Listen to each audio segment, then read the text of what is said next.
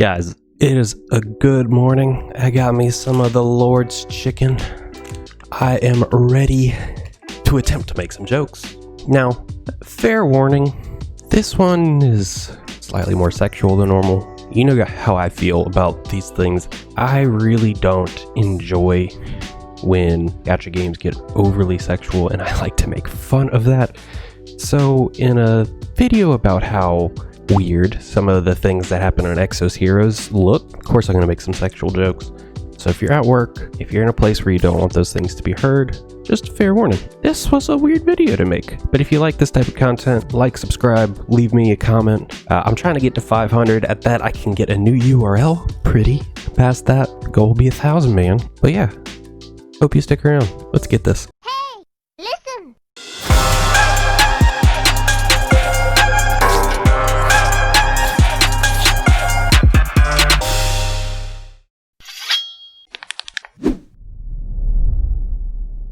Just do it! Everyone knows that Bathory is one of the most beloved and coveted women in all of Exos Heroes. Or is she an elf? She's a woman elf, is that fair to say? Do elves have the same gender as humans? I guess so. But the more that I looked at her, I had to question. She must have some very small areolas. That's all I'm saying. That or they are located in a very weird location. Flame-wielding magicians must be incredibly common for Annie to resort to stripping. Rara is often known as the goddess of thick, but being a goddess in herself in this here fake court, you have to ask yourself, what happens in heaven that gods wear half of their spandex? Garf is often known as the most rigid and intense war general in all of the exosphere. He is a man of valor. He has an amazing spear. But weirdly enough, he's like the only person in the entire game that has well-kept hair. Is he an elf also? I think I just noticed that on stream. But honestly, how does such a wicked general have such well-kept hair? Regular Anastasia's hands are so much larger than her face, meaning she likely has cancer, despite her being a healer. It's just kinda odd. FC Lepin's eyes are just ridiculously far apart. Often noted as being one of the coolest looking characters in all of Exos, and obviously in my opinion, he is the coolest thing this game has to offer. And that hat is amazing. What if I told you it's actually not a hat? It's like a ceramic bowl. What is up with this thing? Who wears a bowl on their head? And it's not even strapped on. It's just like sitting on his head. He's just bowhead.